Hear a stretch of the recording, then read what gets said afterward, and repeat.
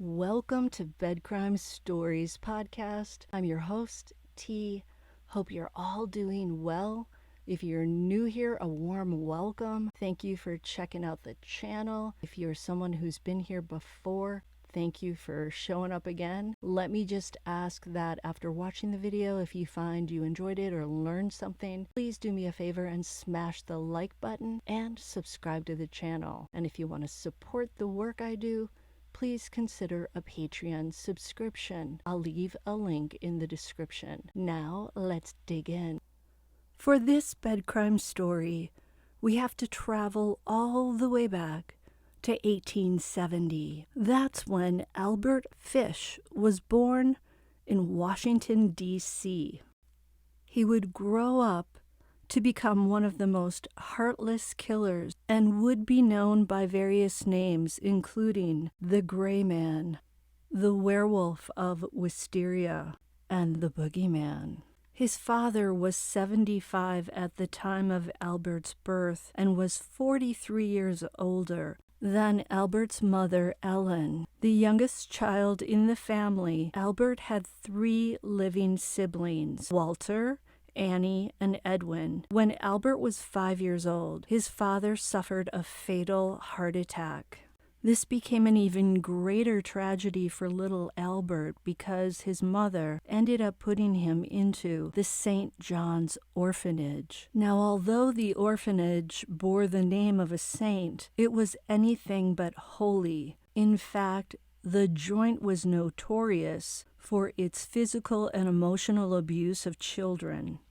But strangely enough, Albert enjoyed the beatings. This may be down to his family's history of mental illness. Pretty much the entire crew was touched in some way. Albert's uncle suffered from manic depression. One of his brothers was confined in a state mental hospital. A paternal half-brother suffered from schizophrenia.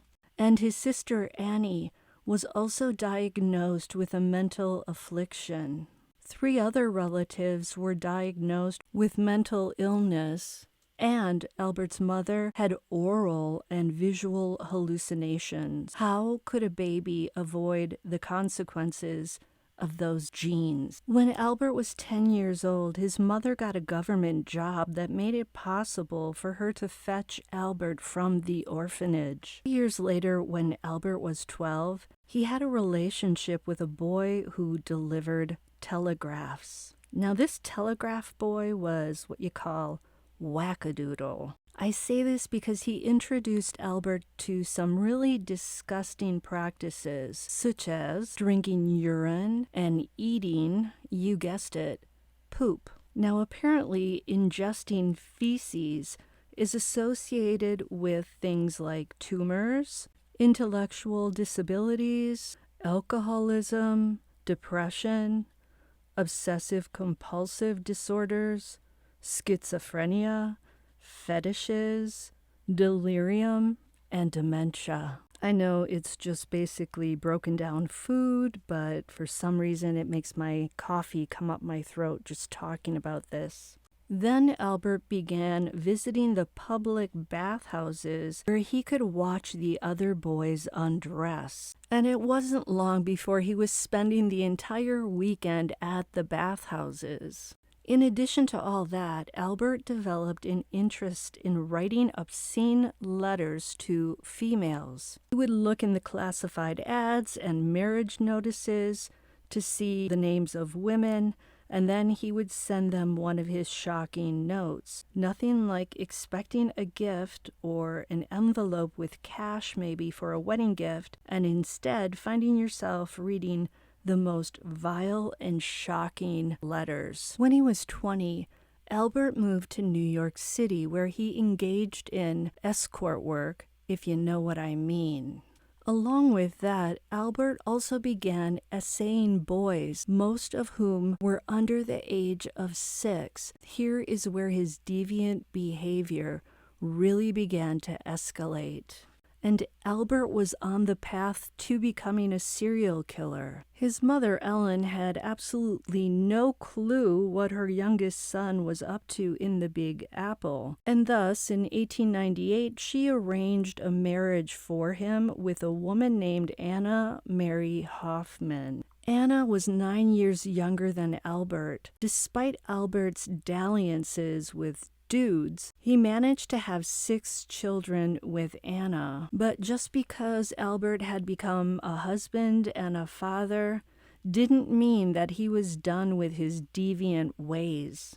At age 33, Albert was arrested for grand larceny and convicted. Off he went to the notorious Sing Sing prison in the village of Assuning, New York. Several years later, after his release from the slammer, Albert got a job in Wilmington, Delaware.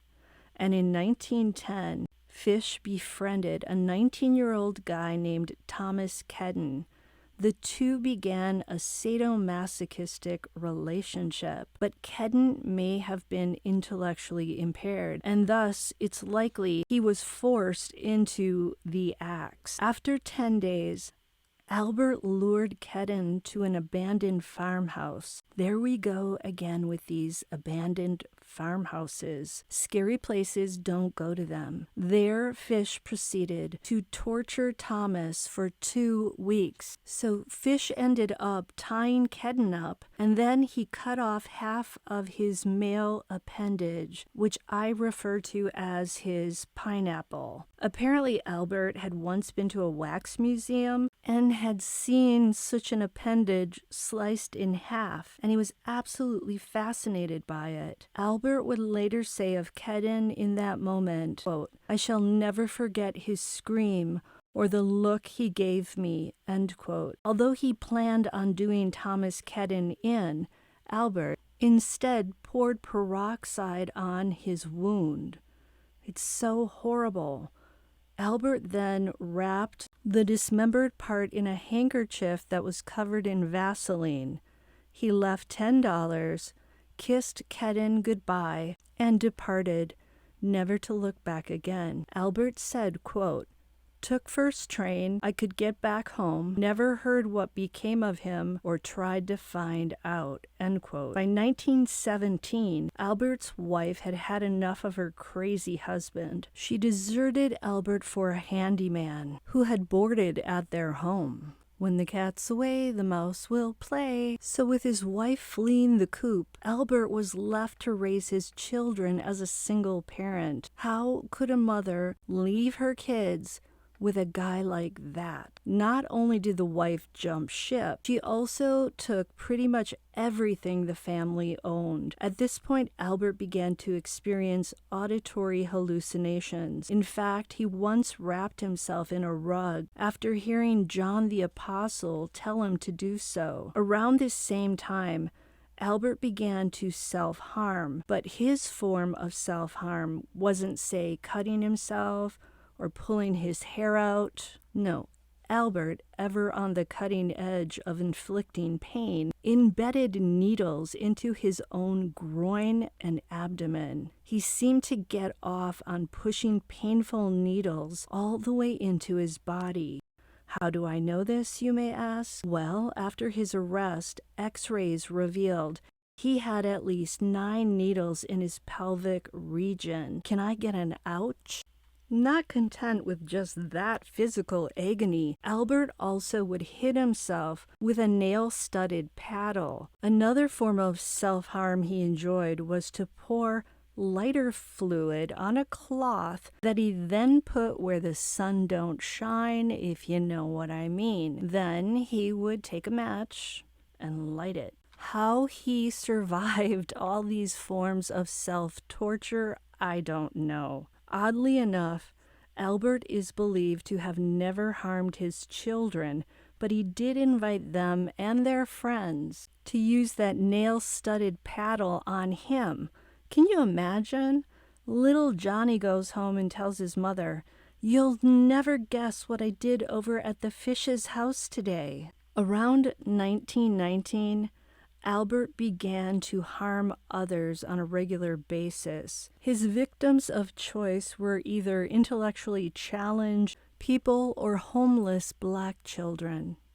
He later explained that he chose those two groups because he didn't think anyone would notice them missing. Albert would also later claim that he paid boys to bring him little children to harm. This guy was off the charts cuckoo. By now, he was in full killer mode. He would torture, mutilate, and do in little kids with what he referred to as his, quote, implements of hell. They were a meat cleaver, a butcher knife, and a small handsaw. Oh my God. I hope Albert Fish is in hell along with all of his own implements of hell, and I hope somebody's using those on him. On July 11th of 1924, Albert found an 8-year-old girl named Beatrice Keel living alone on her family's farm on Staten Island. Fish tried to lure her away with him by saying he'd pay her to come with him to look for rhubarb. Beatrice was about to go, and her mom showed up and chased Fish away, but Fish wasn't ready to leave. He returned to the Keels' barn, where he tried to sleep, but thankfully Beatrice's father caught him and forced him off the farm for good.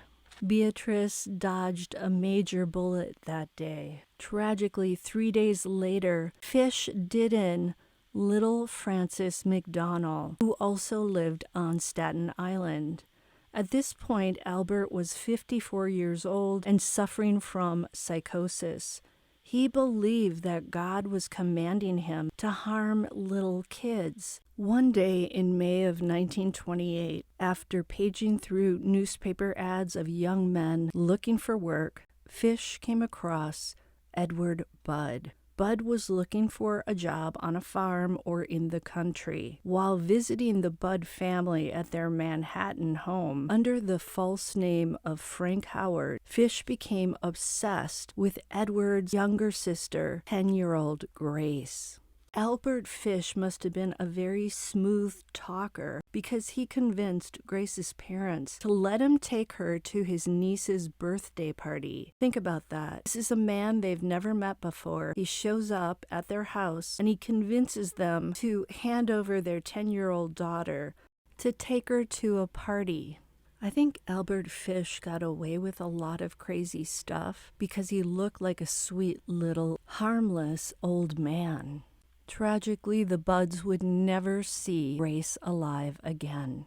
According to a taunting letter that Fish sent to Mrs. Budd in 1934, 6 years after the crime against Grace, he described what he did to the little girl. The letter was actually a confession to the crime. Trigger warning, this is some seriously disturbing stuff. Fish told Mrs. Budd he got naked so he wouldn't mess up his clothes. He then hid in an upstairs bedroom at his house while Grace was outside picking wildflowers in the garden. He called her inside. Here's what he wrote in the letter to Mrs. Budd. I choked her to death, then cut her in small pieces so I could take the meat to my rooms, cook, and eat it.